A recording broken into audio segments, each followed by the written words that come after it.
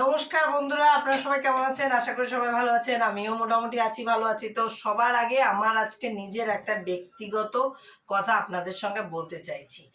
যেটা কথা হলো, যারা আপনারা গৃহবধূ মানে ঘরে সংসারে কাজকর্ম নিয়ে থাকেন, বাইরে এখন পর্যন্ত লোক বেরোননি, তো হাট বাজার ধরেন বাজারেই মানে বড়েই করে দেয়, তো তার আপনারা কোনো দিনও বাজারে যাবেন না। এটা আমার পার্সোনালি একটা অনুরোধ আপনাদের কাছে। কারণ আমি বলছি, মানে আমার জীবন দিয়ে আমি বলছি, আমার বিয়ের পরে আমি ফার্স্টে আমি বাজারে যেতাম না। আমার হাজব্যান্ড যেটা এনে দিত সেটাই আমি রান্না করতাম।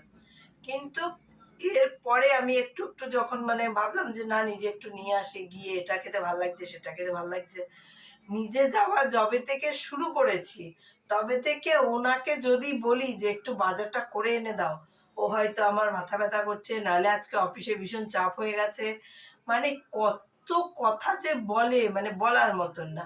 কারণ দেখছে যদি বলি কি রান্না করবো, যা আছে করে নাও, মানে এই বলে চালিয়ে দিল, হয়ে গেল।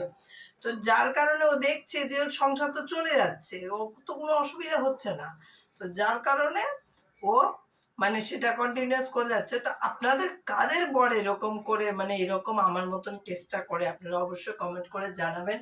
আর আজকে আর বেশি কিছু বলতে পারছি না, তারা আছে যাব বাজার করতে, তো ভাবলাম এই কথাটা আপনাদের সঙ্গে শেয়ার করি, তাই চট করে শেয়ার করলাম। আর আরেকটা কথা, সেটা কালকের ভিডিওতে বলবো, খুব ইম্পর্টেন্ট কথা। টাটা, বাই বাই, সবাই ভালো থাকবেন, সুস্থ থাকবেন, গুড নাইট।